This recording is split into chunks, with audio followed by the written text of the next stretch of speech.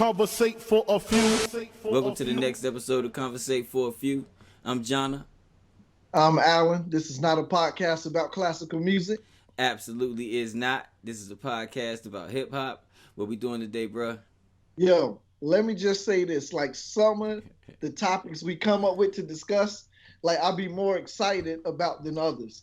This one today, I'm excited about it. Okay, cool. So we want to talk about artists in hip hop that reinvented themselves. Not just change their names. We'll get into all the stipulations, but actually reinvented their personas and took on new careers and developed, just in a different zone than they started out as. No doubt. And just in your intro, I came up with another one. Another one hit my and it's one of your favorite, but I won't say one of your favorite rappers, but probably it's definitely one. You brought this person up on our last episode. Well, one of our last episodes. Oh, okay. All right. But the caveat is, sadly, right? Mm-hmm. We tend to stumble on topics because if you're an avid watcher, you may notice that this topic actually was brought up at the end of the last episode. Right. So we decided that we were gonna do, the best or the top reinventions in hip hop, right? Between recording that episode and releasing it and recording this episode, hip hop lost MFDOOM. Right. And so we want to just give our respect to MFDOOM, salute the man. He was a legend, Legend, sure. Legend for sure. He's probably number one on this list. Number one on the list, and I'm glad you said that. Yeah. So salute to him. You know what I mean? His family, we love and respect and honor him for what he gave to the culture of hip hop and the impact he had. Absolutely. But yeah, that's the perfect place to start. So let's start with MFDOOM. I think he is the one of the most essential figures on our top 10 list for reinventions, because when you talk about what reinventing yourself looks like, I don't know he reinvented himself it's a radical word, but like to the extreme. It's the very definition of reinvention. It's the very definition of reinvention. If you didn't know, you wouldn't know. There's no way. There's no trace of the prior persona. Right. So if you had to go to if reinvention of hip hop artists was in Webster's dictionary or in Oxford, it'd be a picture of MFDOOM. Right. And not only did he reinvent himself, he was dope in both iterations. I think that's important.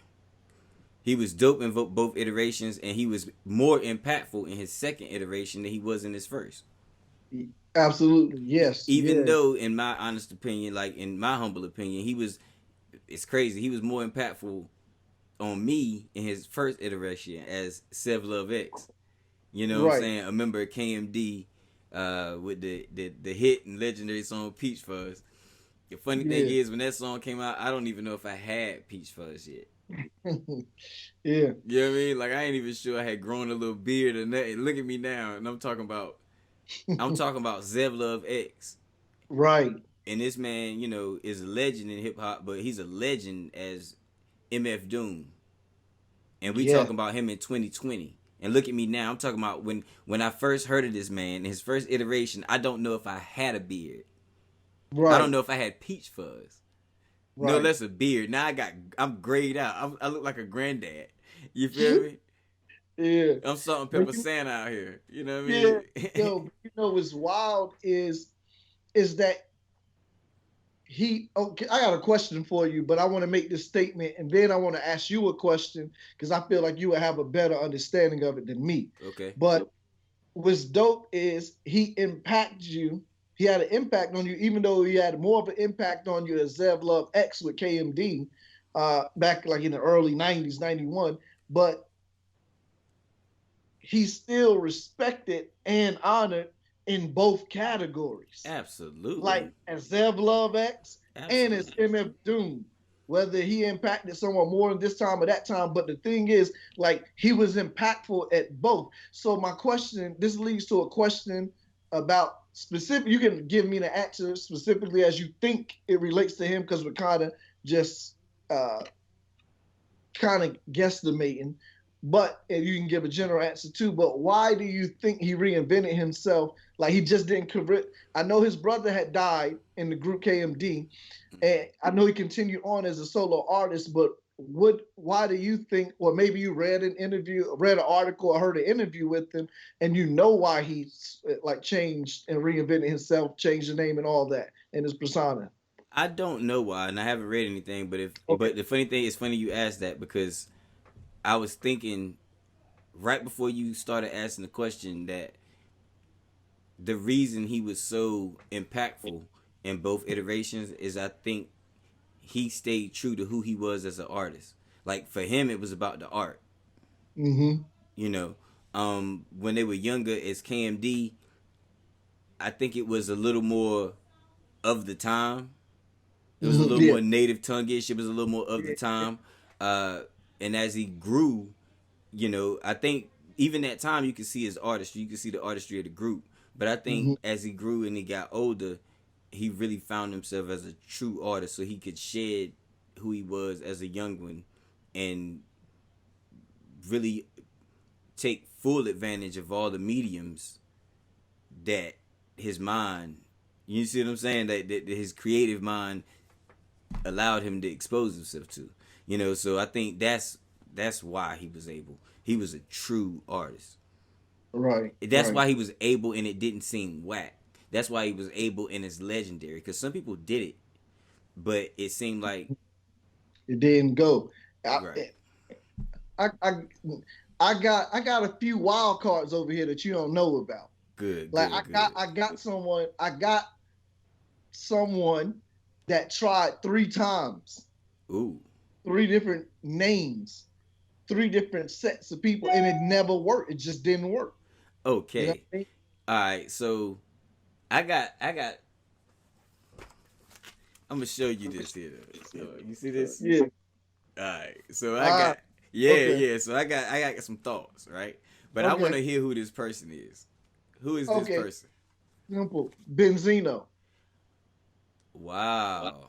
Benzino, that, of course, you know what I mean, we know him from this, for the most part, from the source, or being 50-50 joint partner with his partner Dave from the source, who he just recently did an interview on a podcast, which actually, I learned some stuff that I didn't know, you know what I mean, about him. But this is what I didn't know before. You know what I mean? I always knew this, and as an artist, I did not like him as an artist rapping at all. He was terrible. I didn't like it. It was terrible.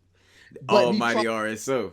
Yes, the first time, Almighty RSO with Mobb Deep. I remember the single they did with Mobb Deep, right? Then he came back, Hangman 3. Yeah. Then they switched it to Made Men.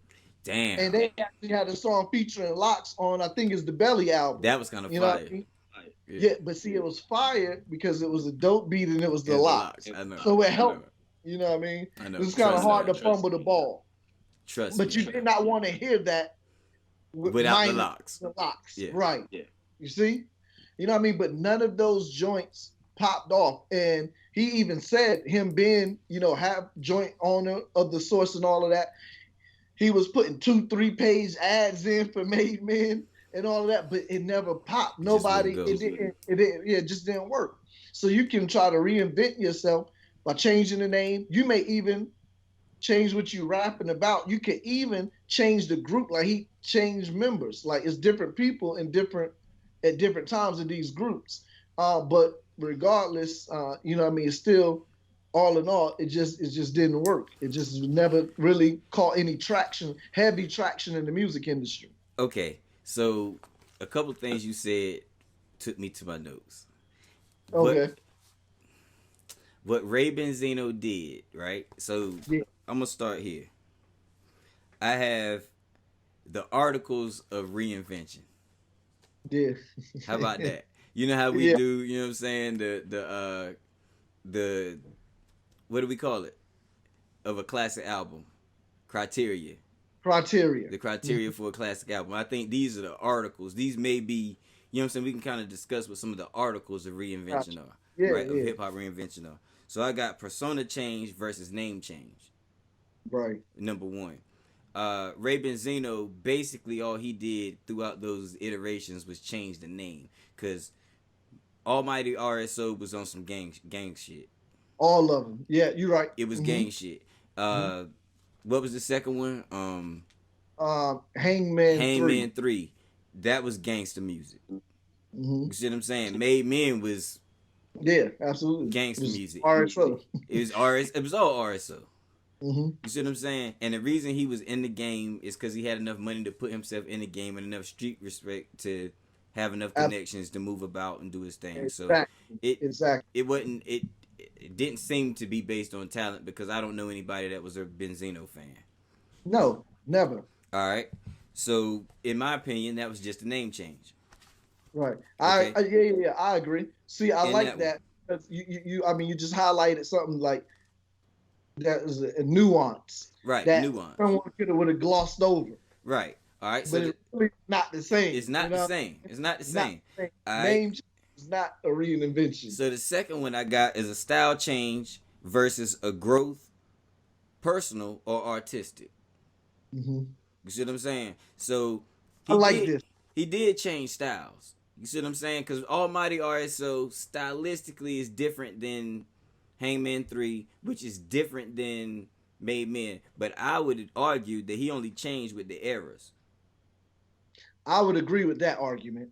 I think he changed with the eras. Yeah. Stylistically, he did the music that he felt like was popping during that era. It didn't necessarily there's an example I would give you that RZA, for instance.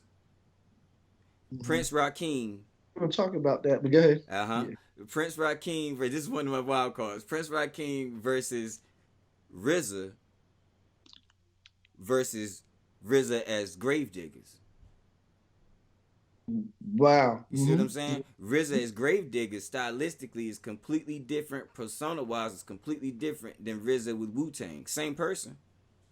Or were they? Did he use the name RZA in Gravediggers? He did, but more Resurrector. More Resurrector. More Resurrector. Yeah. Right. Yeah.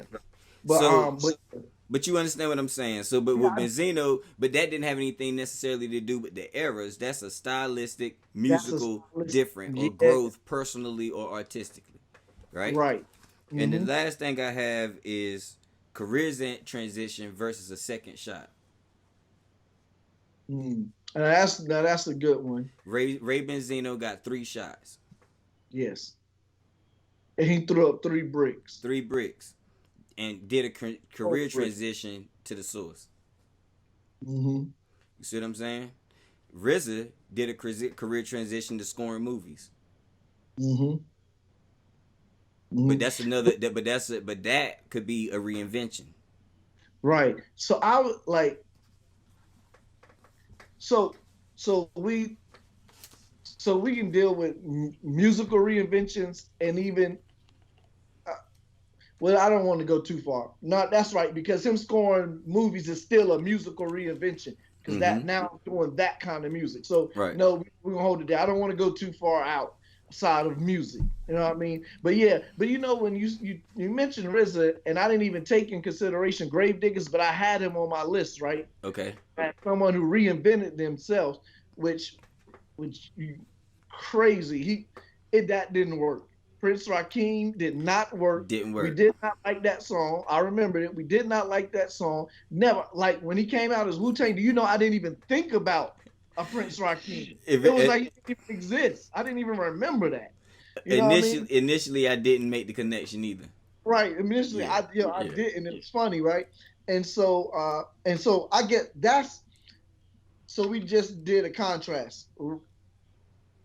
Ray Benzino tried to reinvent himself, but it wasn't really a reinvention so much. But either way, it did not work. What he thought he was reinventing himself did not work.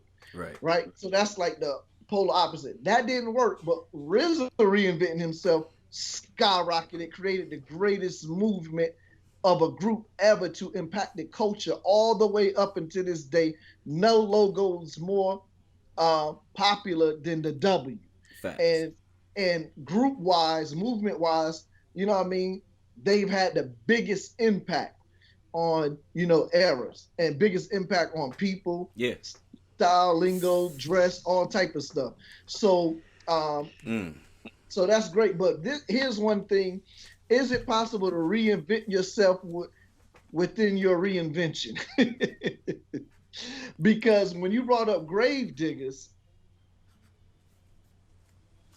grave diggers, like that album, okay, 6 Feet Deep, came out after, Wu was already on and stuff.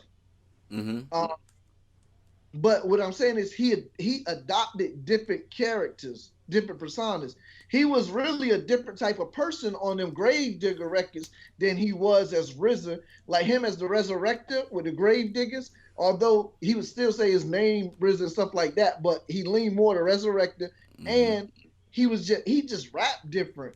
He presented himself way different with the Gravediggers, and then he reinvented himself again when he put out his solo project RZA as Bobby Digital. I was gonna bring that up next. In which he has on a mask. And content wise is completely different than anything Wu-Tang, anything Gravediggers, anything Prince Rakim. Is he the I know reinventor of the reinventors? He may be like he may be, because then reinvent himself into the scoring movies. I mean, that's right. four. He may be he may be 1A. If we're gonna give MFDOOM 1, we gotta give him 1. He might be 1A. RZA might be 1A if that's the case. Right. I agree with that. Because RZA right now, we put up a strong case for that man. Like, yeah, he really should be 1. Yeah, but the reason why? Go ahead.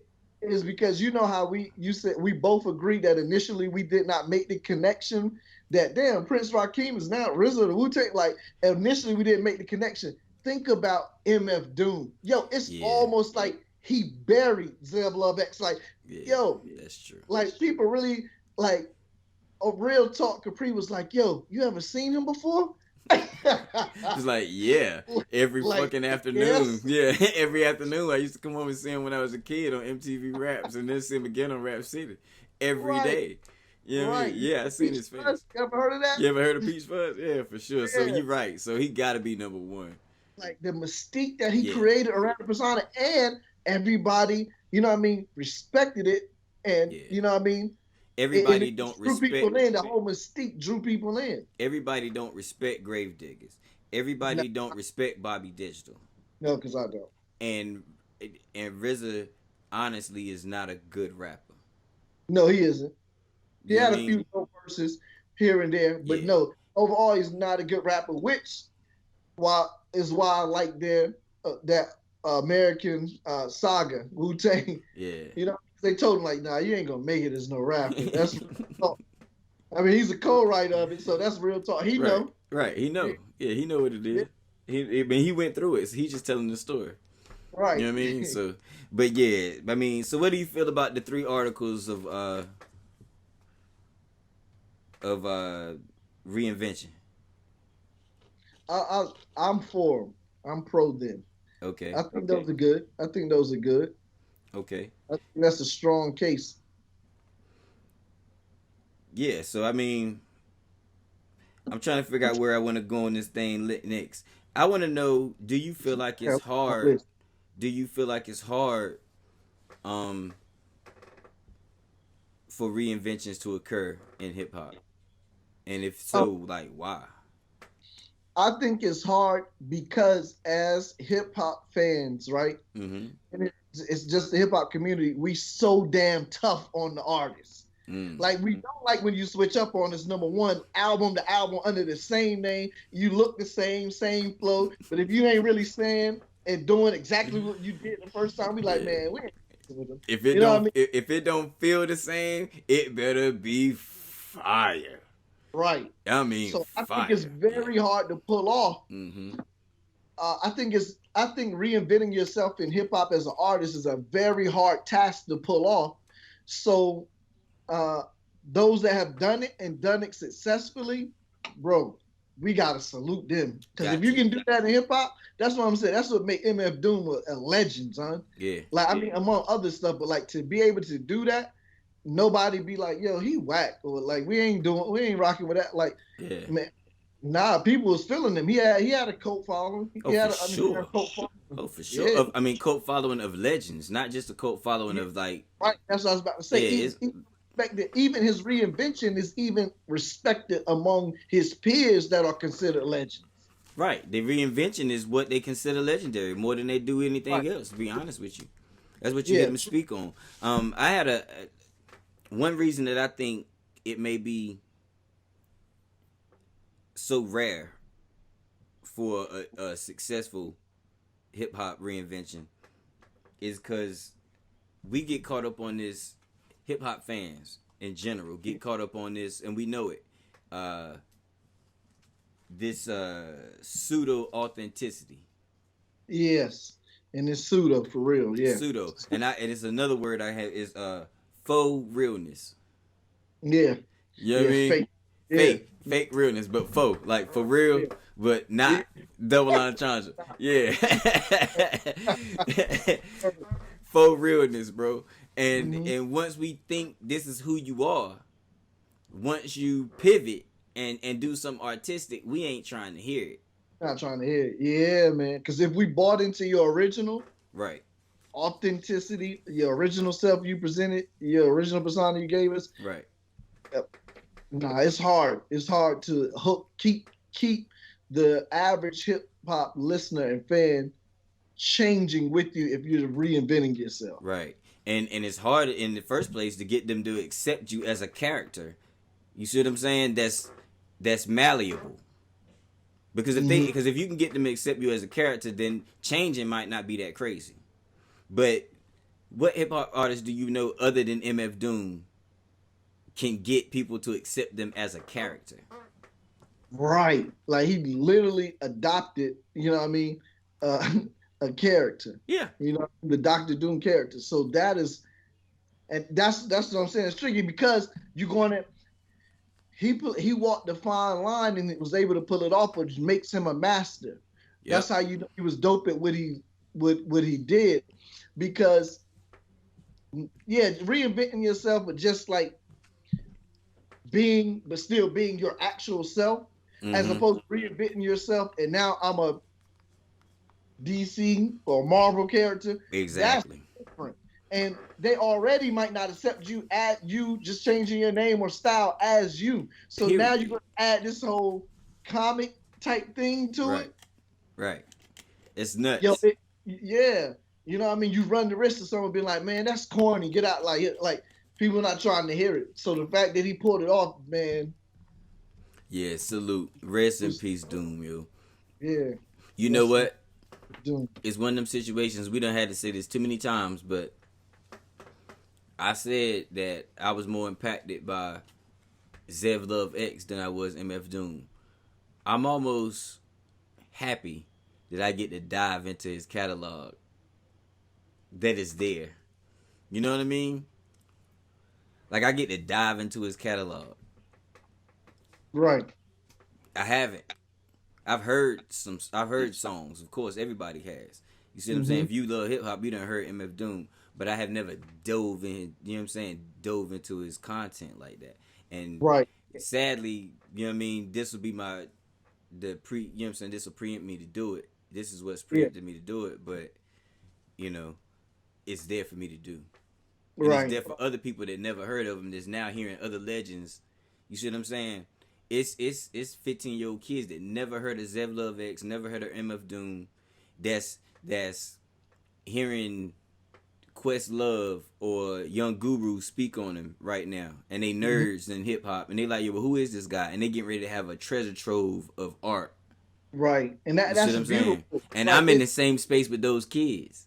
Right, and that's how I was semi with Nipsey, because at the time that I really, really embraced and really fell in love with Victory Lap, I started going, you know what I mean, shortly after, a few months after he passed, and then I was, going back through his mixtapes and all of that. Right. But yeah, so it's a tragic thing, but it's actually it's tragic because we lost someone, Right. so we won't get new work from them.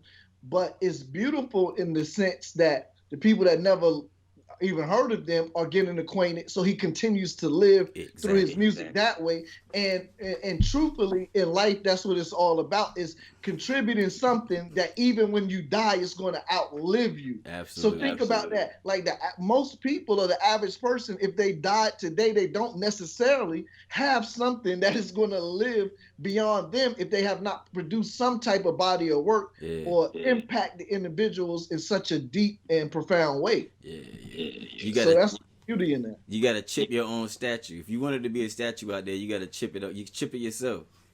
You know what I mean? Fact. Yeah. So that man chipped his own statue. That's a beautiful. I might put that in the verse, man. Yeah, let's just make it a song. Yeah, got to. I love the concept. Good. Yeah. You gave me the alley oop. You feel me? So that's what we doing out here. Yeah, but man, so hit me with the list, man. I want to know what's on the, Oh man, see, it's so many places I want to go, but let's since we already did the RZA, we got to do the Jizza, because the Genius also did the same thing. Remember, they both did that. Oh, you hit me in the head. Same name, but Genius as Come Do Me, and that album he put out, Words of a Genius, that is, first of all, he may be the only person who reinvented himself and spent the duration of his career in every album he was on fussing and fighting with the labels. Yep. Literally had a song on his first album, Liquid Swords, labels. Yep. But even on the Woo's too cold for the Woo's too raw for these cold killing labels. Yeah. Then he got his whole verse. If you notice, all of his verses, he ends up dissing labels. You know why? Because he fell into the propaganda, and he was doing what he knew wasn't his real self, and it did not work. Yep. You know what I mean? And I think he always regretted that, which is why he's kind of always had a sore spot, you know what I mean, for labels. So it always pops up in his verse. You right too. And the Jizz is a great call, bro. Like, wow. You know what's funny is the Jizza and the Genius is what led me to realize that the RZA was Prince Rakeem. Yeah. Okay. I can see what I mean? That. Like, that was the breadcrumb that led me to realizing who RZA was. I was like, hold on, I know him. I know him. Wow. Yeah. The Jizza, the Genius. Yeah. He's definitely reinvented himself. With only a slight name change.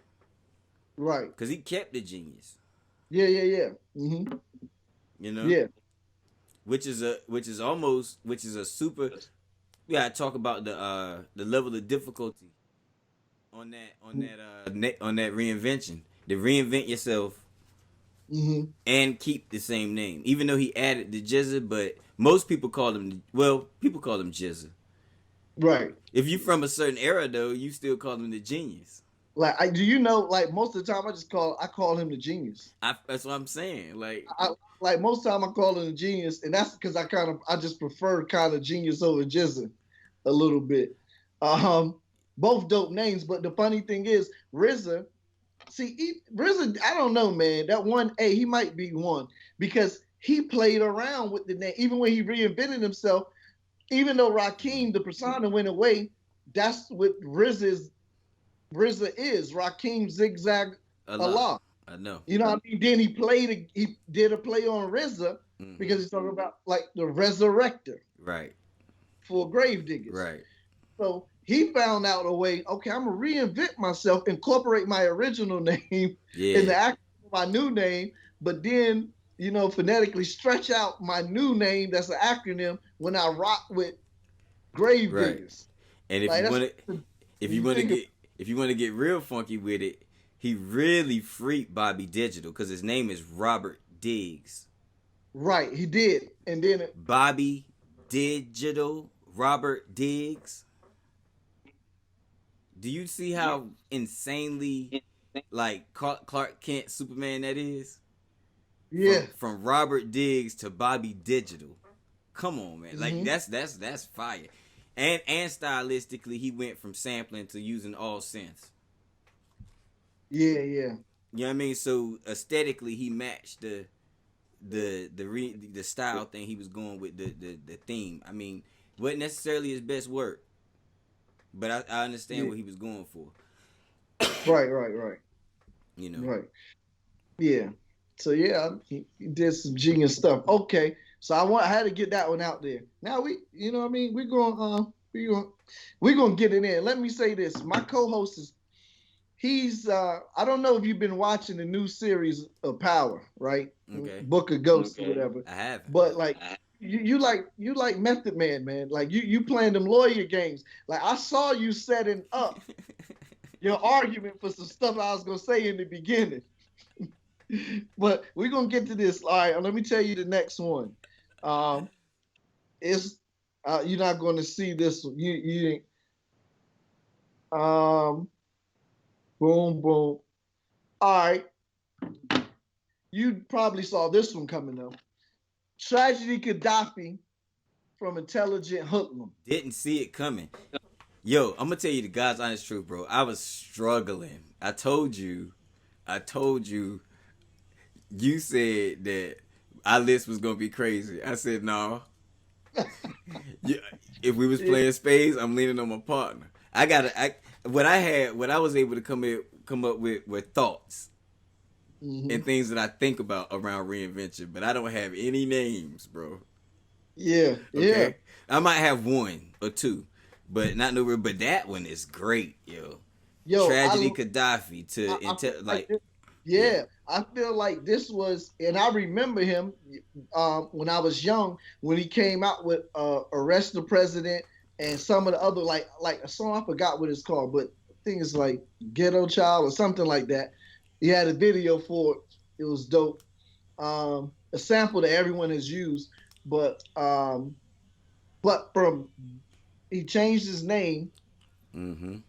He changed how he flowed, how he delivered the content. Now, some of the what you may call conscious content is still in there. Absolutely. When he comes back as Tragedy Gaddafi, and he helps to put together the War Report album for Capone and Noriega. But I honestly, here again, when I'm hearing this dude Tragedy Gaddafi, the Foul Mahdi, his whole persona and how he sound, everything, and flowing, I did not know that was Intelligent Hoodlum from Arrest the President at that time, minus videos and stuff. You wouldn't Just know. you wouldn't know. Mm-mm. You know what I mean? But it worked for him because, in truth, he's another one that he got a W reinventing himself. Yeah. He was cool then. He was part of the Juice Crew then, although he was locked up, so he didn't make the symphony. So he was sick in the cell when he saw the video. You know what I mean? Because he was supposed to be on it. But his legendary status comes from what he did, the imprint he did in the later 90s with Capone and Noriega as Tragedy Gaddafi, the Foul Mahdi. You know what I mean? Yep. And so that's dope. It worked for him, and it's been worked up, since this time for him. Yeah, I'm with that. That's a good one. And you could all, I mean, with that stint that he had with Capone and Noriega, that's a bit of a career transition too.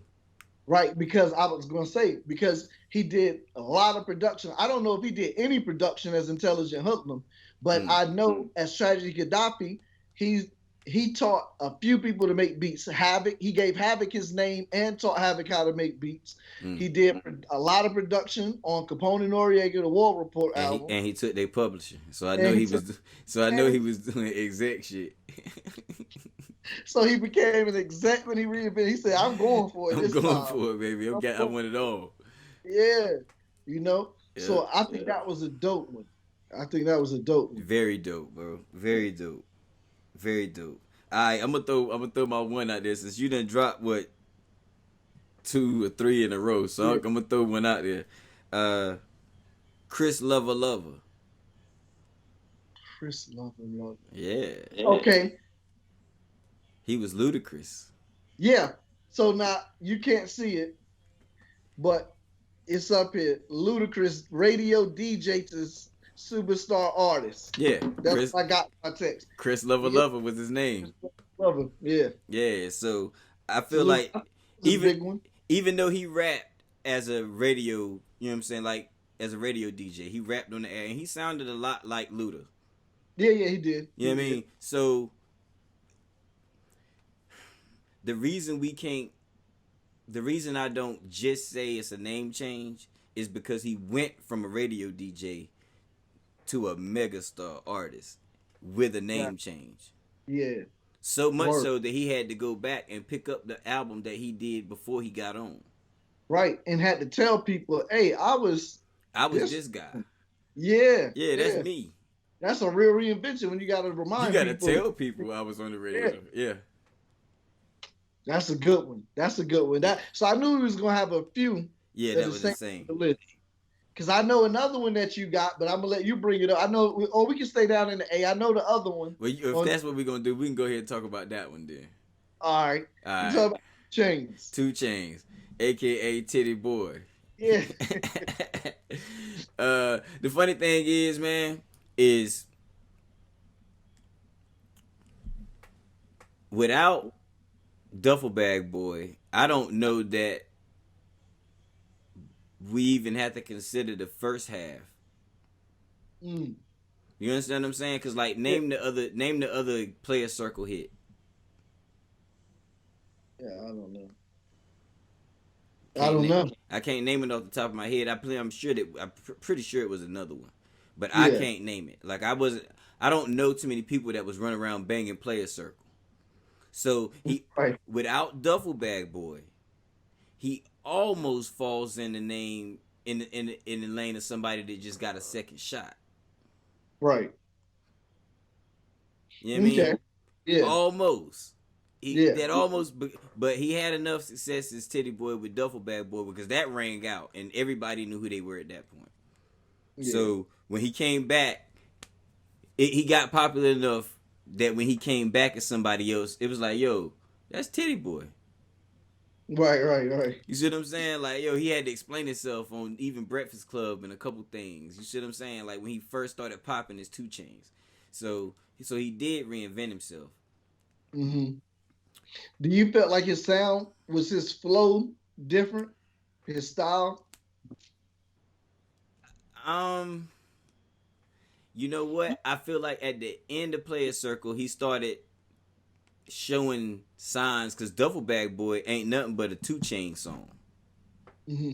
You see what I'm saying? Like if you think about the style of the you know, it's that flavor, but I think he turned it up. I think he turned his personality up. I think he really did turn. I think he became more than a rapper. Okay. With 2 Chainz, 2 Chainz was as much personality and charisma as he was MC.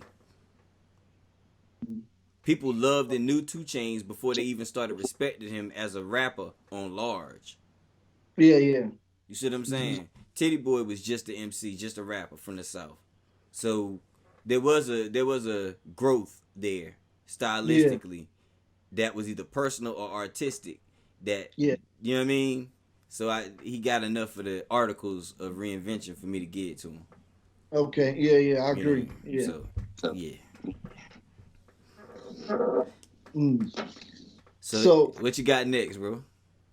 Oh man. Ooh. So I got some. So I'm gonna just ask you this. I just wrote this down. I'm not saying it is or isn't. Okay. But I just want to see your response, so I'm going to say it. DJ Khaled. Oh wow. Honestly, for the argument that I just made for 2 Chainz, I don't know how I wouldn't have to make the same argument for Khaled. The only way I couldn't is because everybody that speaks about Khaled says that he had that same personality and that same energy when you didn't know who he was. Right. It just so happened that but I imagine so did 2 Chainz. When he got the opportunity to use it, he turned that shit on. Mm-hmm. Now, did he change his name? I don't know. Was he always DJ Khaled? I think he was DJ Khaled on the radio. Okay. As a radio personality DJ. So, I think. So DJ Khaled may be an example of somebody that just blew up. Yeah. You know what I mean? He might not be a reinvention. He might just be somebody that blew up. Okay. All right. So okay, I think I know the answer that you may say. So what would be the difference between that and Ludacris? DJ Khaled don't rap. I knew that was gonna be your first line. Yeah. And DJ Khaled didn't change his name. Right. You see what I'm saying? Like, Ludacris went from being a radio host to a rapper. DJ Khaled went from being, and he changed his name. DJ Khaled went from being a DJ named Khaled to a poppin' ass DJ named Khaled. Yeah. You see what I'm saying? Chris Lover Lover went from a radio host named Chris Lover Lover to a poppin' ass rapper named Ludacris. Right. You see what I'm saying? That's kind of, you know. Okay. I'm looking up. I had to check the year a particular album came up to see if my argument I was going to make has any warrant. I'm not sure, because I was going to say Mobb Deep. I thought about them, but I don't really know. What I wanted to see is the year of two different albums. Okay, one was 95. Okay, so Juvenile Hell, and I remember that song Peer Pressure. We had all heads. That was 93. And then the infamous Shook Ones, 95, 2 years later. Now, so something changed. So I'm asking, do you feel like it was just a change? They changed with the times? Because 93, even though 93 and 95 is only 2 years apart, as we talked about before, things were changing fast in music year to year. Like, so you see extreme changes just within 2 to 4 years and stuff. So 93 album Peer Pressure sound, it's way different to me. Right. Listening to Infamous. But I don't know if this is a true invention or they changed with the times, because when I look at the track listing of Juvenile Hell, just the titles of the songs alone are still Mobb Deep type stuff, Hold the Fort Down. You know what I mean? Like, the titles for these albums is still, you know what I mean, the same stuff. Right. I think it was a RSO Hangman 3 situation. I think the music changed with the times, and it just so happened that when the music changed with the time, they were so good at it that they started to dictate what the next era would sound like. Right. You see what I'm saying? Right. They went from getting producers on their album to being self-produced and dictating the sound. Absolutely.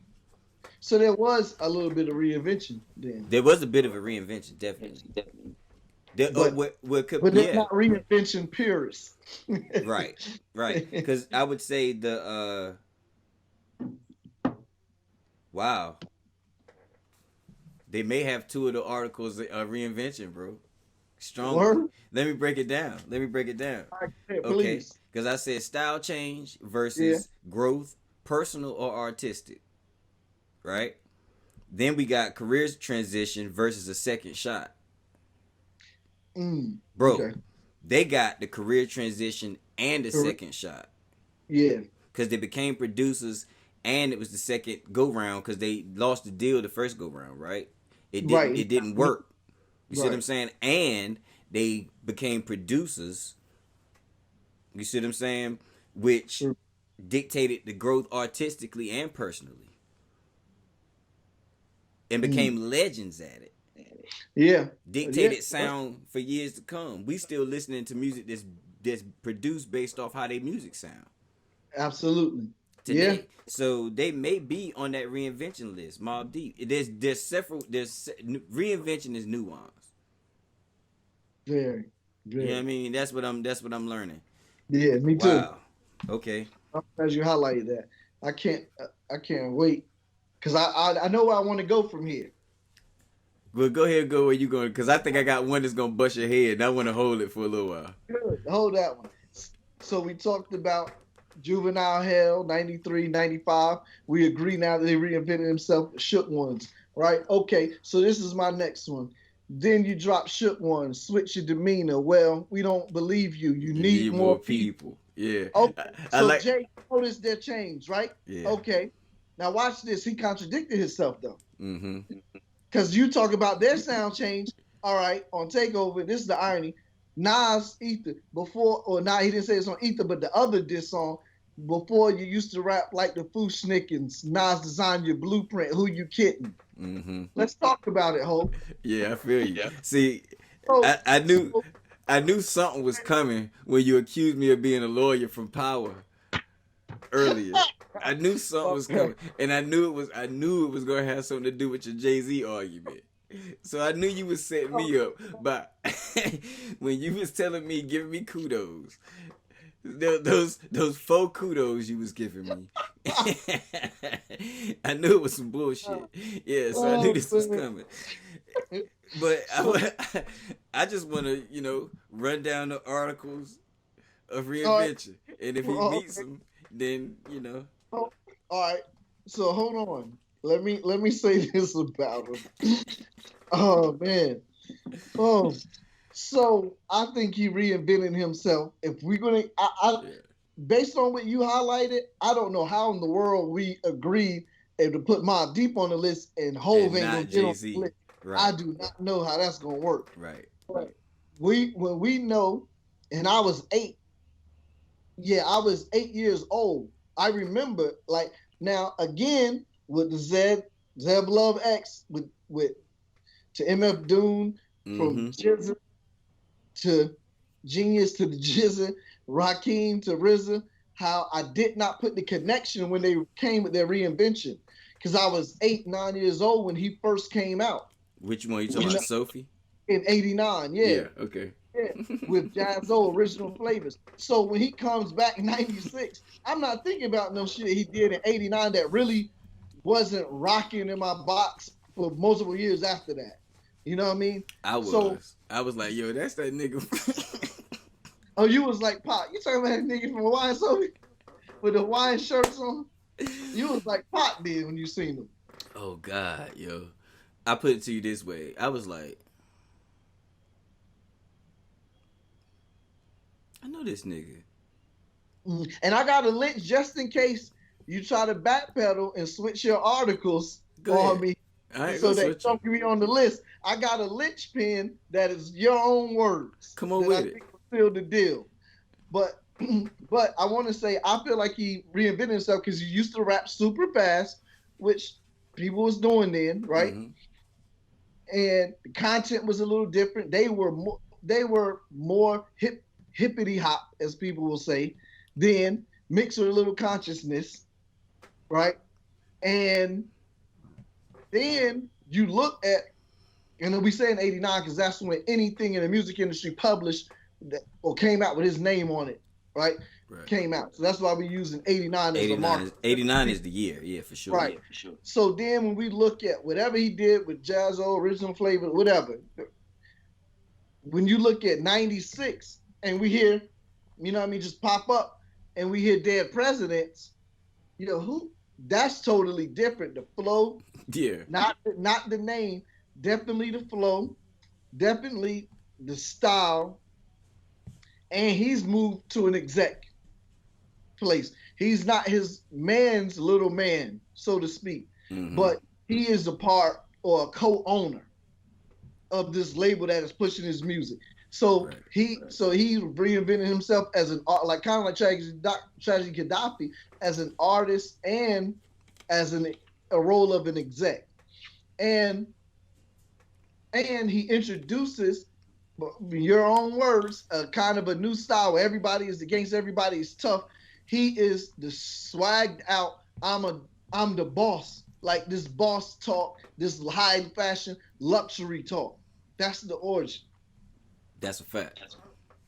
So I feel like that is. I feel like those particular That's a things I fact. mentioned is like warrants him to make the list as. Let me look at my damn list, my articles. But okay, so he definitely got a career transition versus a second shot. He got both. He got a second and third shot, but he definitely got a career transition, right? Right. He did that twice. From the Rockefeller era to the 3 times. From the Rockefeller era to the President of Def Jam era to owning Rock Nation and becoming a billionaire era. Like those are, you know what I mean? So he got that one. Style change versus growth, personal or artistic, right? I could argue. I mean, I could argue that he changed with the times, right? Okay. I could argue that he just changed stylistically with the times. Like he knew this works now, even though it's my real life. They lying about it. I have the actual stories. I should just tell them, cause that's what's popping now. What was popping 3 years ago was riggedy, riggedy, riggedy, riggedy, riggedy, riggedy, riggedy. So that's what I was doing. What was popping in '89 was something slower than that, and we was riggedy, riggedy then. So it was actually precursors to Foosh They were precursors to Foosh Literally typing in Foosh because I wanted to try to poke a hole in that argument based on when Foosh came. No, I'm saying they were precursors. They were precursors to Foosh and Das Effects, but it was Jazzo's thing. You see what I'm saying? So that super, you know what I'm saying? That fast rap style. They were precursors to what I would. So that I'm just talking through it. So I would definitely say they were precursors to it. But it's funny because it seems like it made them prisoners of it. Because they didn't get popping doing it. Right. They had a song doing it. And even Original Flavor didn't get popping doing it. They had an album, but they didn't blow. They wasn't Foosh Niggas or Das Effects, even though that style of rap is derivative from what they brought to the game in '89. Yeah. But what's funny is now I'm like semi arguing on your side. When you look at it, it didn't 100% go all the way away, because even when he was rapping and even you see even glimpses of it in Reasonable Doubt, which you see it now. Even now, which is your one critique that I know that you have personally of Jay-Z is when he's trying to fit too much in a bar and you don't like it. Yeah. But that's reminiscent of how he started. And he does that a lot on a lot of songs where he's not purposely trying to rap like triple time, but he's like squeezing too many words in the bar like real fast. Right. He could have found a better way to say the sentence. Right. It's simply, it ain't like the bar was wrong or what he said was wrong. He just could have found a slicker way to say the sentence to make the timing right. Streets is Watching, he did that a lot. You know, such and such and such and such and such. Like, it was crazy. Like, man, you don't gotta do that. Now I know why, though. Because they called, did you hear that story? Nah. They was in there messing with the sample. And I think hip hop told this story in Clubhouse, I think. On when it was Jay-Z Appreciation. Okay, I was in there for that. I missed this though. Yeah, but he said he was in there listening to records with Ski Beats. And he heard that one, so he was like, yo, this is fire. He called Jay-Z and played the record. Ski hadn't even started the beat yet. So Jay-Z was like, yo, I want that, I'm on the way. So he was like, yo, Ski cooked this up. So Ski chopped it up. But by the time Jay got there, he had chopped it up too much. And he was like, yo, what's that? He wanted to rap over what he heard. Right, which is more right. the loop. So he had to redo the beat. So that was a on the spot. He recorded it right then. You see what I'm saying? So it's like you ain't even taking the time to work out the kinks. Right. He heard somebody called him with a fire sample. He pulled up. They made the beat. It was on go. Yeah. So I can, and if they left it like that, and I'm sure they left it like that, you know what I mean? So that's why Streets is Watching is a lot more, for lack of a better word, jumbled than most Jay-Z songs. They're a lot more what I would consider mistakes in Streets is Watching. Okay, got I mean, okay, got you. That makes a lot of sense. Yeah, but based on the articles, bro. So you think it was more of a style change? Do you think? I think it was more of a style change than personal growth. And personal growth, more of a style change than. Believe it was more style than personal growth. I can see that. I can see that. Honestly though, with all the nuance, he's got to make the list of Reinvention. You got to make the list of Reinvention. You know what I mean? You just if me and you sit right here and say Jay-Z don't make the list for Reinvention, and then somebody find out that does not know, find out that Jay-Z is the same guy from Hawaiian Sophie, they're gonna be like, yo, y'all crazy. How is that not Reinvention? That's almost Reinvention on his face. We just almost too smart for that part of it. That's a little too simple. You're right. You see what I'm saying? But when you break it down, like it is though, it is Reinvention. Even though I think he realized, well, it's still Reinvention though, because he used his own personal story and the music grew for sure. Artistically, he grew for sure. Yeah. He found his bag once he decided to change his content and his persona. That's another thing I was gonna bring up. He definitely changed his persona. His persona, yeah, absolutely. He 100% changed his persona. You know what's funny though is he changed his persona before he stopped fast rapping. Yeah, he did. Cause I Can't Go For That he's still doing it. I Can't Go For That even in my lifetime. I get it caught up. There's any days like he's still doing that. But at that time he's telling no to risk, no to wrongs, no right. But he's telling the drug story. The drug story. Yeah. So it was so if that's the case, then we see that there was a growth and a content change before the music style, before he decided to change musically. Yeah. You know what I mean? So that almost shows a growth. That's true. Because it wasn't just 180. It was a 45, then a little bit of 15, then another 15. You see what I'm saying? Like it was different. So yeah, that's Reinvention. Wow. Okay. I'm gonna hit you in the head now. Go ahead. I'm gonna hit you in the head. Since you tried to do me dirty with the lawyer talk, I'm gonna hit you in the head now. Lynn Q. Lynn Q is a Reinvention, bro. Okay, talk to me. I'm totally oblivious to this. A word? Yeah. Lynn Q is ISIS from X Clan. Oh, it's funny because when you say it, now I know it. Now you know it, yeah. Now I know it. Yeah. Which is why she was so dope as Lynn Q, solo artist being pushed to the forefront by MC Lyte. Exactly. That's crazy. Yeah, Lynn Q. That's crazy. Yes, sir. So I mean that's a no-brainer. Name change, persona, everything. She hit all of. Like I'm kind of my mind is semi blown. That was my goal. Yo. Yeah. That's crazy. Yeah. Yes, sir. Lynn Q, bro. Super Reinvention. Super Reinvention. Damn. Okay. Yeah. That was the one I had in the cut. Huh? So I don't got no more of them. I got 3 more names, and one of them is a struggle. I might have to fight to get that one recognized. Well, I got a no-brainer one. So that was a no-brainer one. Once I put it together, connected the dots. Right. Here's a no-brainer. Young Bird.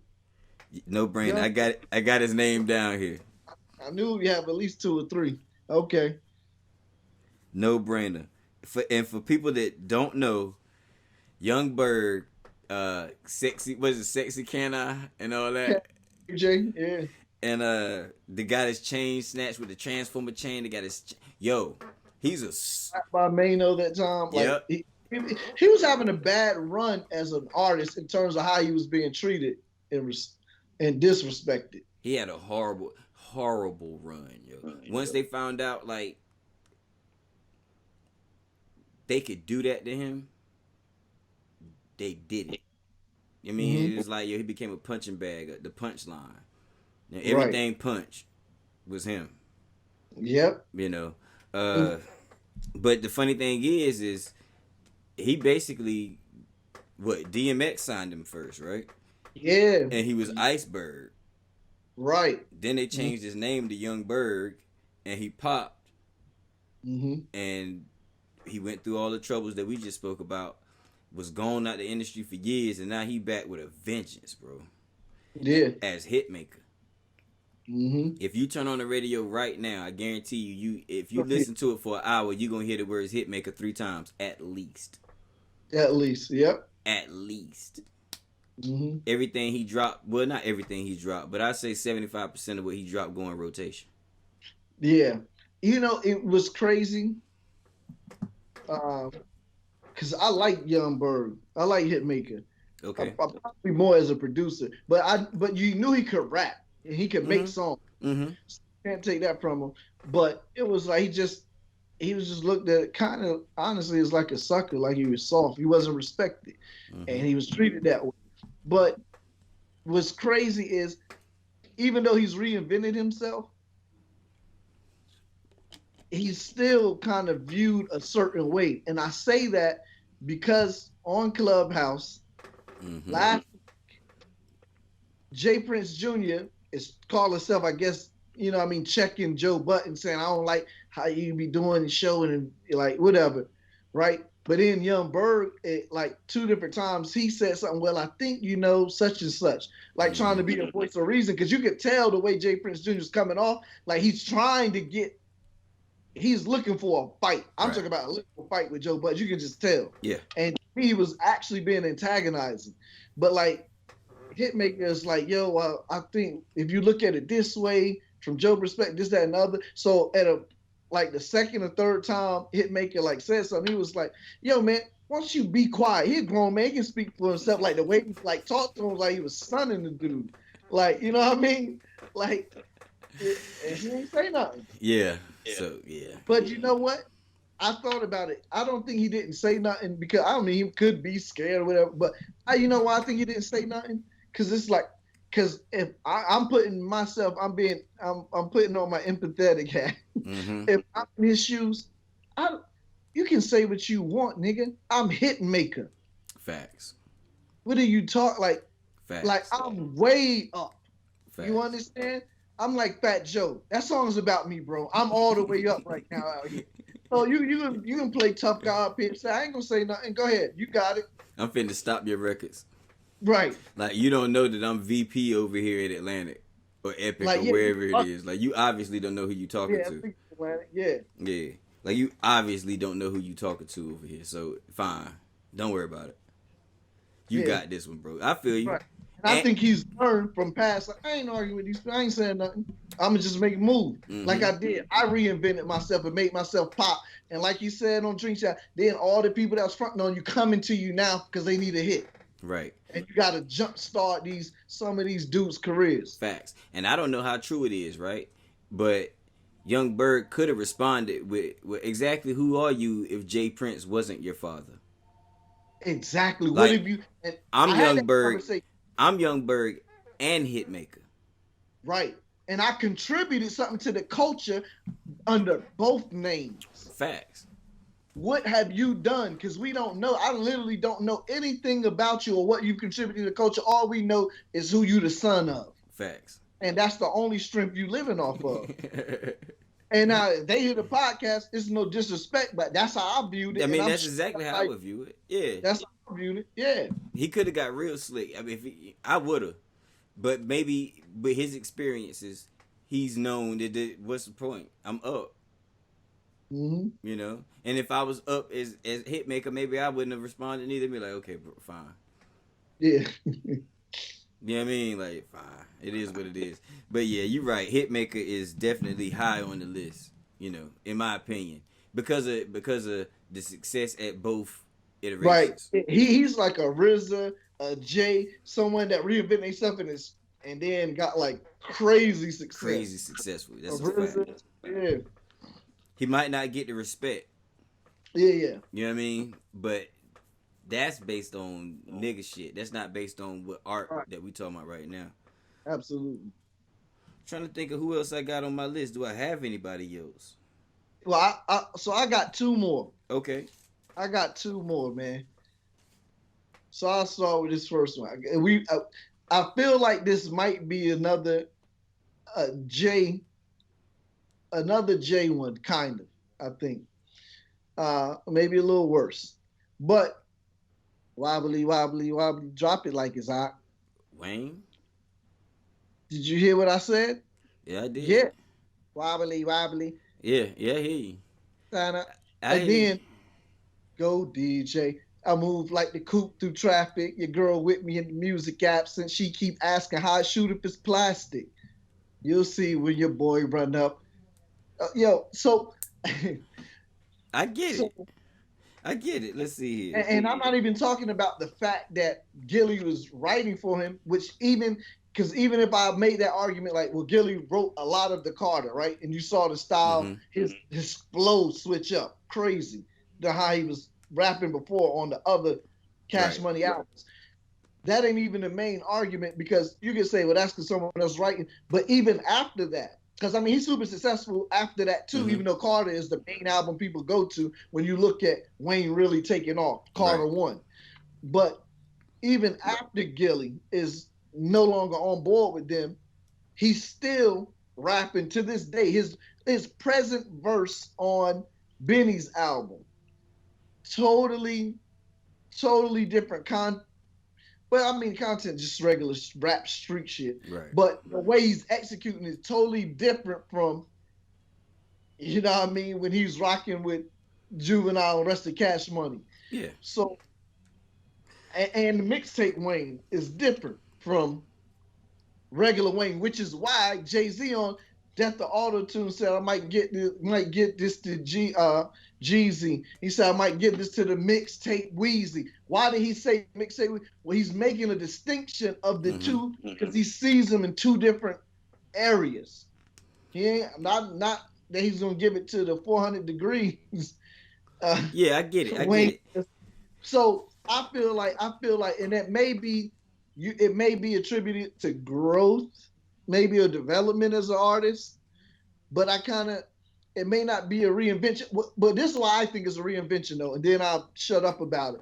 Because I think if he would have continued on rapping and kind of being the country boy from the backwoods, not flashy, not designer, not rock star, if he would have just kept rapping like he was, wearing Reeboks, he would not have been as popular and as legendary status as people is holding him to today.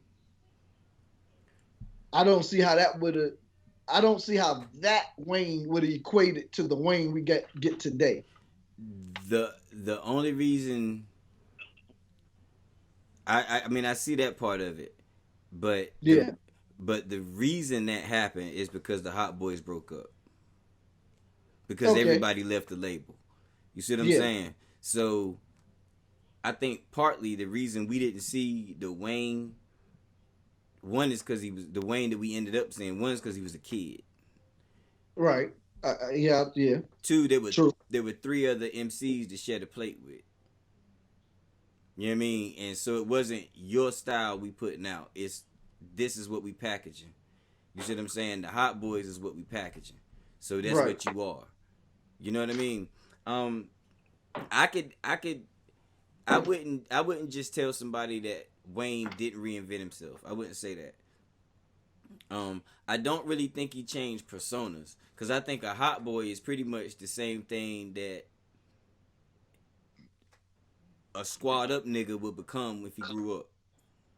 I agree with that. You see what I'm saying? And the Squad Up gave him the impetus to do the Carter. You see what I'm saying? Now, did he start rapping better? Yeah, but it ain't nobody else around here. Somebody gotta let their nuts hang. You see what I'm saying? Before it was Juvie that was considered the nigga that let his nuts hang with the bars, but somebody got to. You know what I mean? Like, and I ain't gotta share the mic with nobody. Right. I'm gonna eat. You know what I mean? So I don't know if I would give him a reinvention, but I wouldn't argue if somebody was like, nah, Wayne reinvented himself. I wouldn't be like, nah, he didn't either. But because right. You know what I mean? Because stylistically he changed over the years. He became more rock star. But all of these things happened while you were looking at him. Got it. Yeah, agree with that one. And so I agree with you. So I don't have no more argument on that. I just thought at the very least, we could just say that, you know what I mean, it was just growth. There's something that we need to add to the Articles of Reinvention. That argument that you just brought up made me realize we have missing here. Exactly. The distance between iterations. Right. Mm-hmm. You see what I'm saying? The time between iterations. Like, if you don't have any time between the iteration and you just transition stylistically, then you just grew as an artist. You just grew as an artist. You didn't reinvent yourself. I agree. You know what I mean? And time has to be taken into consideration. Absolutely. Right. For a true reinvention. So, yeah. So, let's say time between iteration. Let's see. Yeah. That's what I'm writing down.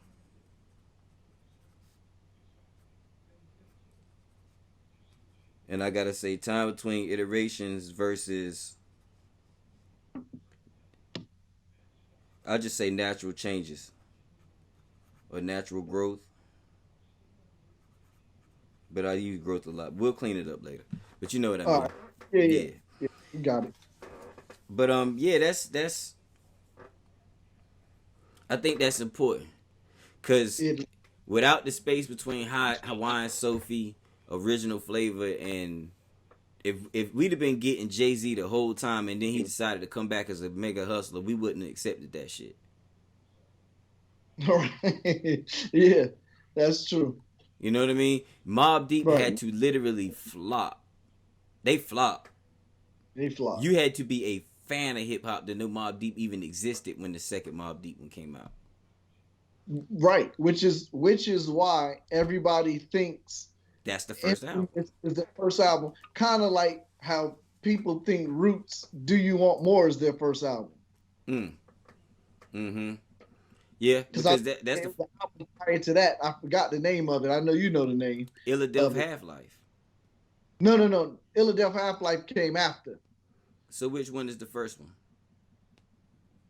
God, what's the name of it? Because I was like, dang, yeah. But yeah, so Illadelph Half-Life, came after Do You Want More? I'm pulling it up. The very first one, I forgot the name. Yeah, but it's like Common. The same. Yeah, people would definitely not. If you don't know, you don't know. But his thing, I don't think necessarily was a reinvention because he didn't necessarily change nothing but his name. Yeah, we know. We just, for the people that might have got caught up listening and be like, did they say Common reinvented himself? Organics, yeah. 1993, which is why on Do You Want More album, I Shall Proceed, he was like, I got my contract in 1993 and I shall. Because, 1993, they actually put out Organics. 95, Do You Want More? Then 96, Illadelph Half-Life. Then 99, Things Fall Apart. I don't even know if I know Organics. I've never heard that. I don't know if I heard it either. That's crazy. But I remember thinking, Do You Want More? I remember thinking I knew their inception into the game, and I thought it was, Do You Want More? I went to school and in my college, right, with a hip hop nerd. He was like, nah. And then he showed me he had it too. Yeah. Wow. He was like, this is their first album. Yeah, Organics, 93. Damn, I don't remember knowing that. I put it to you that way. I don't feel like I knew that information. I feel like I just learned that. For and real. I want to know what label that came out on. I could tell you. EGC Yeah, Records. DGC. Who do you know who was like the parent label? No idea. But you can click it. Okay. Oh yeah, Interscope Geffen. Ha ha ha. Okay. Interscope Geffen, which is owned by Universal. Okay. Vivendi. I got two more names I just want to talk about real quick. All right, and I got one more just to get your thought on it. Yeah. Okay.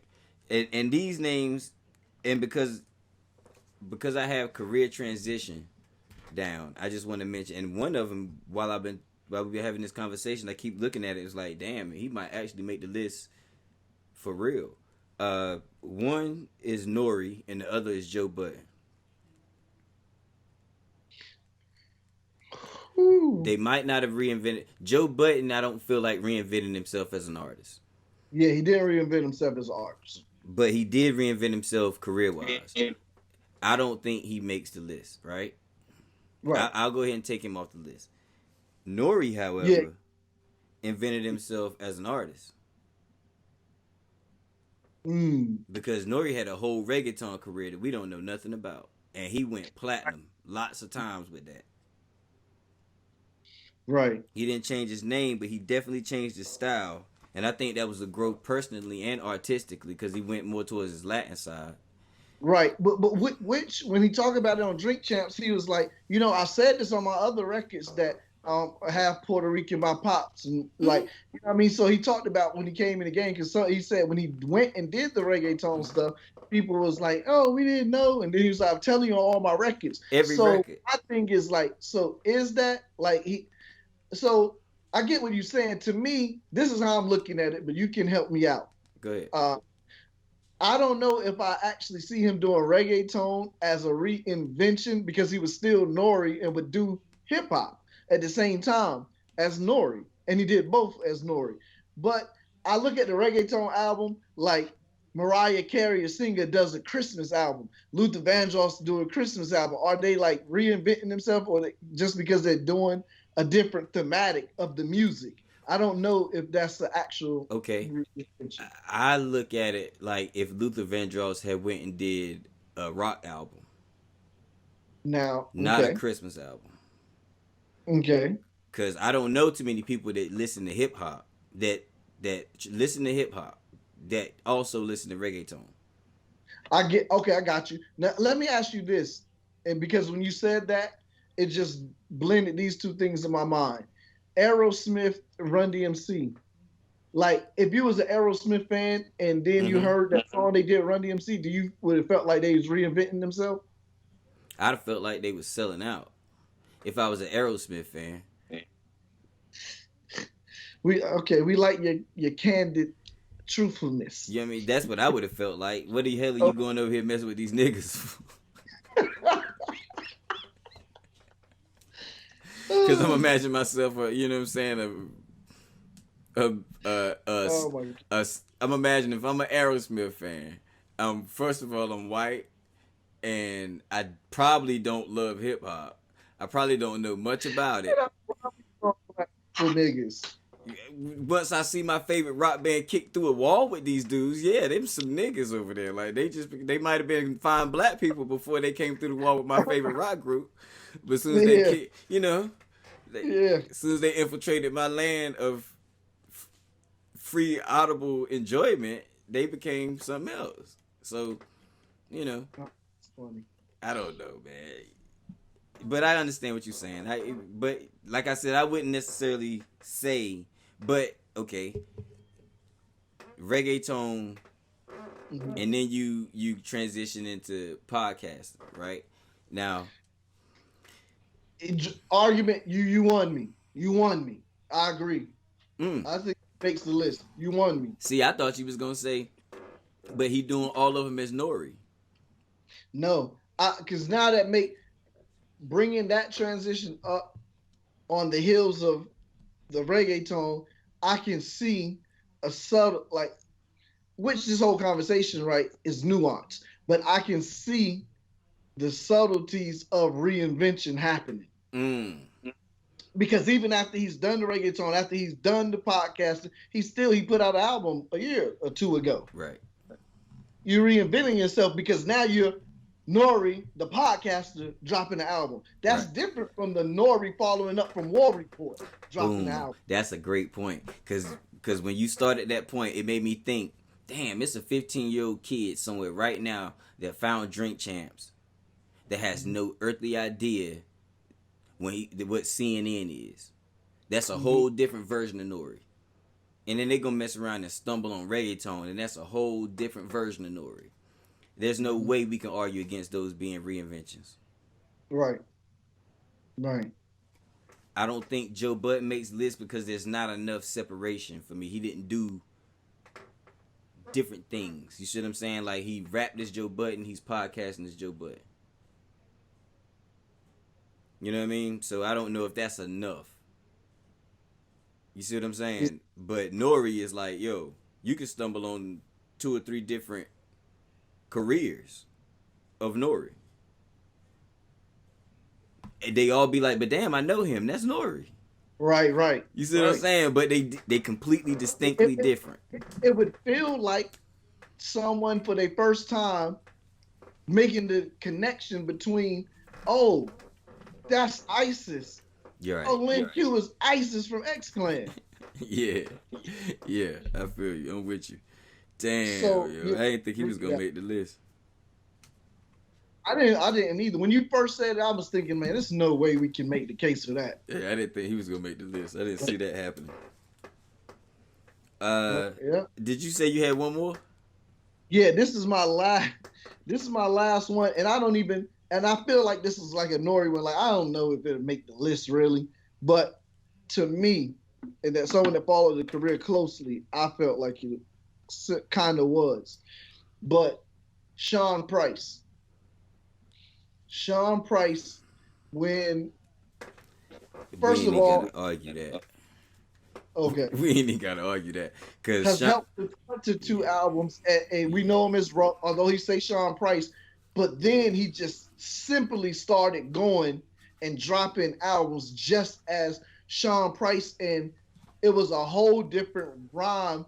You know what I mean? It was just a whole different. He went from Sean, like, this is Magnum Force, Helter Skelter first album. Pardon me, not Magnum Force, Nocturnal. He said Sean sparks like John Starks in the 4th quarter. Ought to meet my peeps, deep like the Torah, unforgettable like Nat King back swing, Louisville chill because my motherfucking slap sting. Now, he was rapping. He was trying to be way more. He was a high lyrical nerd back then. Mm-hmm. Like, he was the most lyrical one. People like Rock, but Rock wasn't lyrically nicer than Rock. Right, he was more charismatic. He was more charismatic for sure. But like, he had like crazy ill flows, right? That's mad lyrical. Rock, aka Sean Price. But then later years, like I'm talking about after high school, I'm out of high school, they put out the second, when they start doing individual albums and he's Sean Price, bro, he just was saying wild, crazy, disrespectful. He was, you knew he was from Brownsville. You know, he was just a Brownsville street dude. From that point on, he didn't care about being as lyrical. You know what I mean? Right. And he let his charisma show. People punching people. He adapted to the web. He was early on that. He was he definitely makes the list. You know, when you first said his name, that instantly took me back to MFDOOM.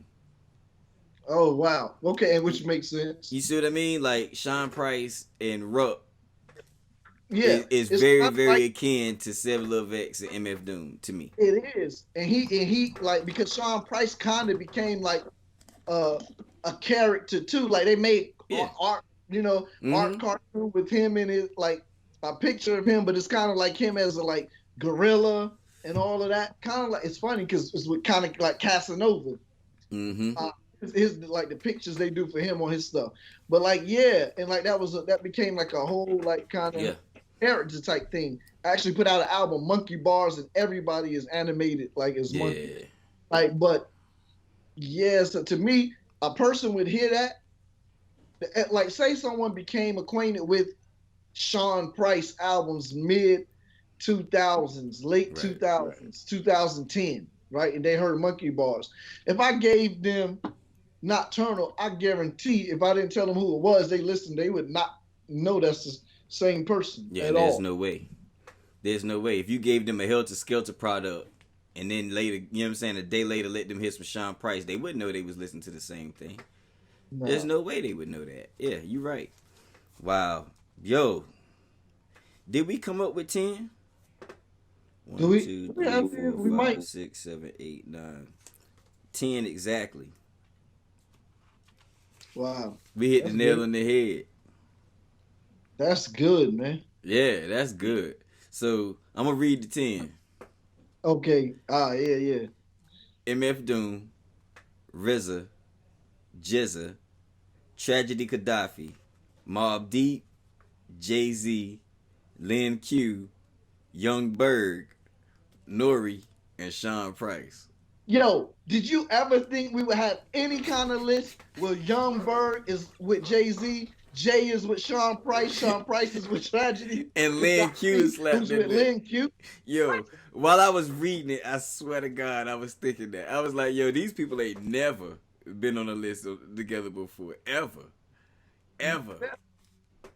Like if we just put that list out to the hip hop community, to the best minds in the hip hop community, and we just ask them, what do y'all think this top 10 list is based off? They would not know. They would not know. They There's could no not way. guess. Nobody could figure that out. Couldn't figure it out, man. This is like the Unabomber code. Yeah.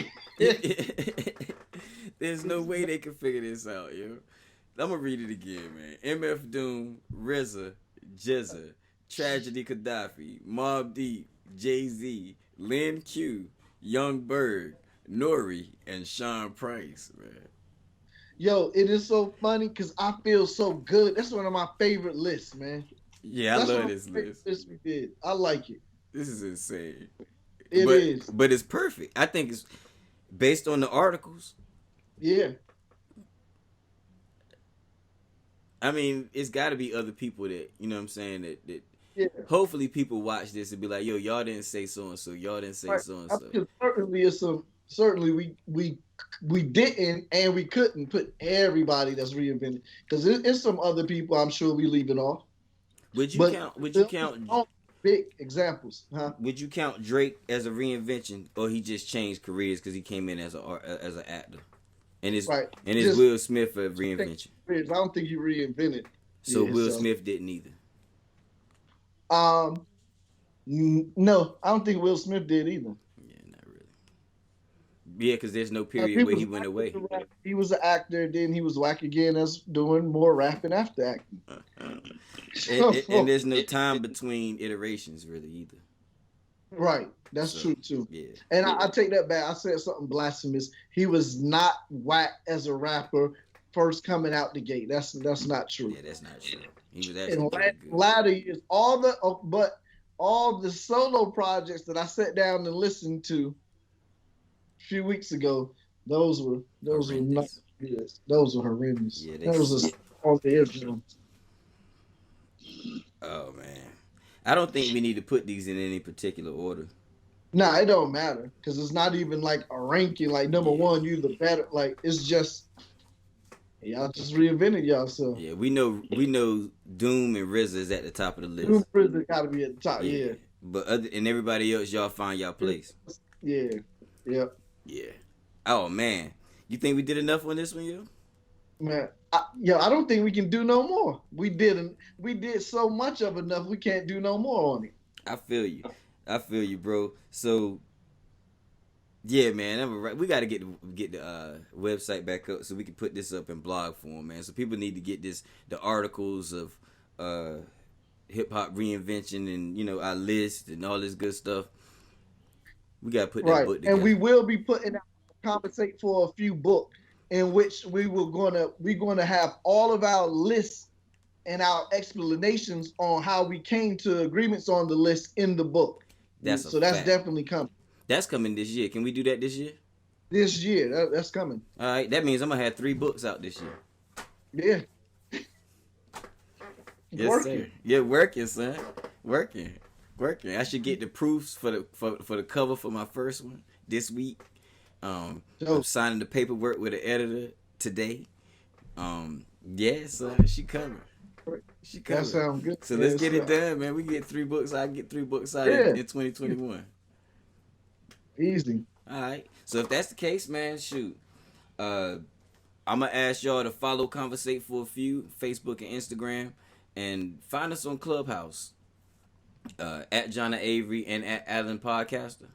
Right. Yep. At Okay. Alan Podcaster. Alan Podcaster. We at Conversate for a Few on Facebook and Instagram. And make sure you subscribe to the YouTube channel. Hit the bell down there, and so you get the notifications, so you know the show come out. It's every Thursday, but just hit them so you'll know. You know what I mean? Go follow the show and subscribe on Apple Podcasts, Google Podcasts, Spotify, Anchor. Leave us a comment and let us know what you think of the show. And if you could think of anybody that had reinvention in hip hop that we didn't come up with, let us know, man. We'll add them to the list, or we'll at least run them through the articles. Right. Matter of fact, don't send us nobody until you run them through the articles of hip hop reinvention. Make sure they qualified to be on them. You can qualify them before you even send us the name. We gave you the articles. That's, you know what I'm saying? We gave you autonomy. You know what I mean? You Futane Clan. You can do what we do. Stay tuned for the Conversate for a Few book and the merch. But, you know, that book, I'm excited about that. About that. Yeah. But if that's it, yo, I'm Jonna. I'm Alan. This was not a podcast about classical music. Absolutely was not. This is a podcast about hip hop. Make room for the tag. Conversate for a few.